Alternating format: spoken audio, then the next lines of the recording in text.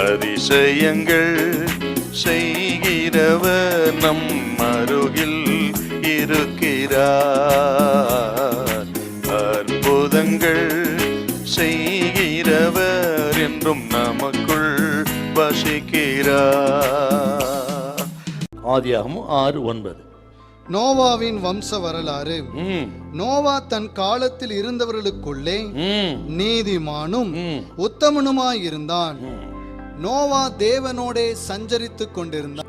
இந்த நோவாவையும் குடும்பத்தையும் கர்த்தர் அந்த ஜல பிரளயத்திலிருந்து அழிவிலிருந்து பாதுகாத்ததுக்கு என்ன காரணம்னா, நோவா தேவனை விசுவாசித்தார். அவன் மட்டும் இல்ல, அவன் குடும்பமும் தேவனை விசுவாசித்திருக்கிறார். ஆகவே தான் 18வது வசனத்துல, உன்னுடனே என் உடன்படிக்கை ஏற்படுத்துவேன், நீயும் உன்னுடனே உன் குமாரரும் உன் மனைவியும் உன் குமார மனைவிகளும் பேழைக்குள் பிரவேசியுங்கள் என்று நோவாவும் அவன் குடும்பமும் தேவனை விசுவாசித்ததன் அடிப்படையில் அவர்கள் பேழைக்குட்பட்டு மகா பெரிய அழிவிலிருந்து பாதுகாக்கப்பட்டார்.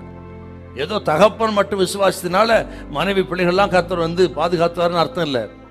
ஒவ்வொருத்தரும் விசுவாசிக்கணும். நோவா, அவன் மனைவி, பிள்ளைகள், மருமக்கமார் எல்லாரும் 8 பேரும் விசுவாசித்திருக்கிறாங்க.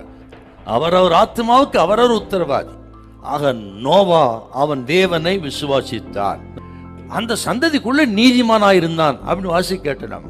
நீதிமான் என்றால் என்ன? யாரு நீதிமான் என்றால் யாருன்னு கேட்டா, இயேசு கிறிஸ்துவை விசுவாசிக்கிறவன், சொந்த தெய்வமாக விசுவாசிக்கிறவன்.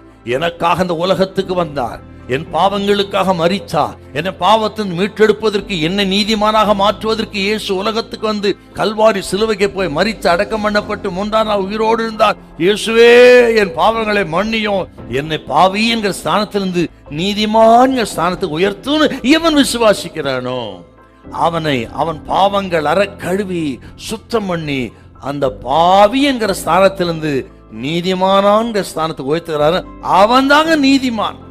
இயேசு கிறிஸ்து ரத்தத்தினால் தான் ஒரு மனுஷன் நீதிமானாக இருக்க முடியும், தவிர தன் சுய கிரிகளினால் அல்ல. இயேசுவை விசுவாசிப்பது, அவர் நமக்காக சிந்தின ரத்தத்தை விசுவாசித்து ரட்சிப்பின் அனுபவத்தை பெறுகள் யாரோ அவர்களே நீதிமான். அப்படிப்பட்டவர்கள் நீதியின் கிரிகளை செய்யணும். ரட்சிப்பு நமது மனதில், இருதயத்தில் நடக்கிற நிகழ்ச்சி.